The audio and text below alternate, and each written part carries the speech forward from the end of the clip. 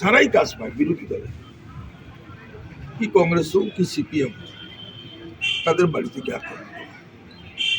তো এই ব্যাপারে আমরা বিভিন্ন সময় আমাদের নলেজে আসলে আমরা এটা পুলিশ প্রশাসনকেও জানাই বা পিডব্লিউডির ঊর্ধ্বতন কর্তৃপক্ষের নলেজও আমরা। তো দীর্ঘদিন অপেক্ষার পর আমরা আজকে যুব কংগ্রেসের পক্ষ থেকে আজকে পিডব্লিউডি এর কাছে এক্সিকিউটিভ কাছে আমরা আজকে একটা 7 দফা দাবি সম্বলিত একটা মেমোরেন্ডাম আমরা লিখছি। এই মেমোরেন্ডামটা আমরা লিখছি কৈলাসহর সাব ডিভিশনের টেন্ডার মাফিয়ারা বলে।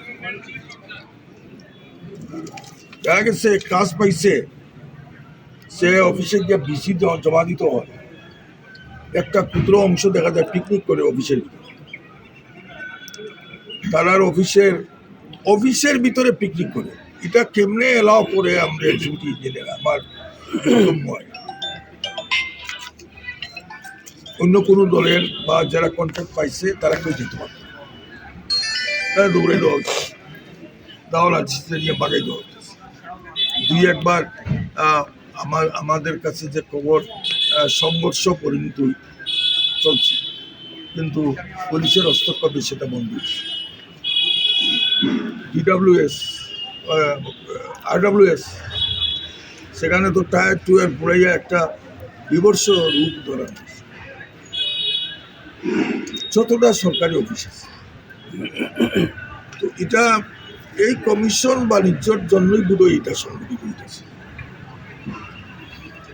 এই ব্যাপারে আজকে আমরা একটা মেমোরেন্ডাম দিচ্ছি এবং পিডব্লিউডি এক্সিকিউটিভ অফিসে যাতে পর্যাপ্ত নিরাপত্তা ব্যবস্থা করা হয়, এই ব্যাপারগুলো আমরা সহ রাস্তাঘাট MLA সাহেবে 30 কিলোমিটার, উনি বিধানসভার সদস্য হিসাবে কৈলাসহরের বিধানসভা কেন্দ্রের 30 কিলোমিটার রাস্তা সংস্কারের জন্য ওনাকে নির্দেশ দেওয়া হয়েছিল।